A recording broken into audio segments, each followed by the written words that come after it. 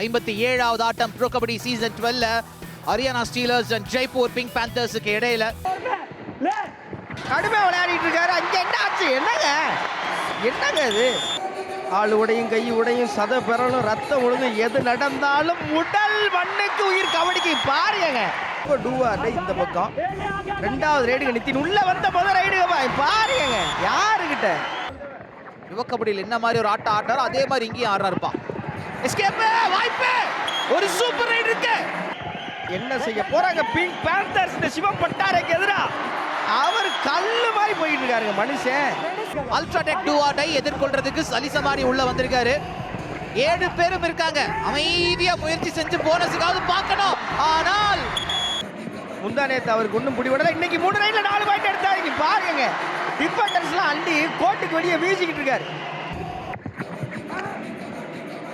அணுக்காலான்னு தெரியல, ஆனால் நித்தின் கால்னு மட்டும் தெரியுது. எதுவும் ஆகாது, நல்லபடியாக திரும்பிடுவார்.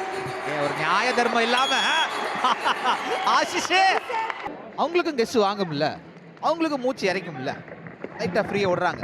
ஆனா இங்க வெளில போறதுக்கு வாய்ப்பு இல்ல. என்ன நடந்தாலும் எதிர்பார்க்கிறதுக்கு முன்னாடி அட்டாக் வந்துச்சுன்னா காலி. 13-22 நல்ல ஜம்ப் தான், ஆனா குதிக்க கூடாத இடத்துல குதிச்சிருக்காரு. ப்ரோ கபடியோட வெஸ்லி ஸ்னைப்ஸ் அவர்தாங்க. லைன் வரைக்கும் போனாலும் டச் எடுத்துட்டு போயிருக்காரு சாகில். ராகுல் செத்பால் சோலோ டாக்கில் ஏதாவது வாய்ப்பு இருக்கா? வாய்ப்பு இல்லைன்னு தோடுது. தொட்டார் முடிச்சு கேம் ஓவர். அதுதான் தேவை, அப்படி போடு. ஈரானிய வீரர்களை பொறுத்தளவுக்கு ரெய்ட்ல அவங்க பெருசா பெர்ஃபார்ம் பண்ணது கிடையாதுன்னு வருஷம் பேசிட்டு இருந்தாங்க. இங்க அத மாத்திர பார்ம வந்திருக்காரு. இங்க அந்த இடத்துல ஆங்கிள் ஹோல்ட் ராகுல் செத்பால் போட்டாருப்பா. வெஸ்லி ஸ்னைப்ஸ் போனஸ் கொடுத்துட்டு மடக்க பாப்பாங்க. ஆனால் அவரே நின்றாருங்க. அவரே ஒரு செகண்ட் நின்றாரு. அதன் காரணமாக என்ன ஆச்சு? போனஸ் கிடைச்சதுக்கு அப்புறம் இங்க ஒரு 3 பாயிண்ட் ஏறி இருக்கு. என்னல டை பிரேக்கர் பார்க்கல இல்ல, நம்ம மக்களுக்கு டை பிரேக்கரை காமிக்கணும்ல. போனஸ் கொடுப்பாங்களா? ஐல நல்ல மாட்டிட்டாரு. போனஸ் இல்ல, முடிஞ்சிருச்சு. ஜெய்ப்பூருக்கு வெற்றியா? இன்னும் ஒரு ரைடு பாக்கி இருக்கு. ஏகப்பா நரேந்தர் ரைடு இவ்வளவு எமோஷனலா பார்த்ததே கிடையாதுங்க.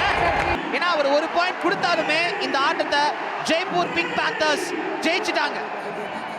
என்ன மாதிரி வெற்றி இது? எங்க இருந்த ஜெய்ப்பூர் ஜெயிச்சிருக்காங்க. விடா முயற்சி, விஸ்வரூப வெற்றி, டீம் எஃபர்ட். நிதின் தன்கர் இல்லாத ஜெய்ப்பூர் பிங்க் பேந்தர்ஸ் மேட்சை ஜெயிச்சிருக்காங்க. ஹரியானாவை அப்செட் பண்ணிருக்காங்க. Back to back defeat for Manpreet.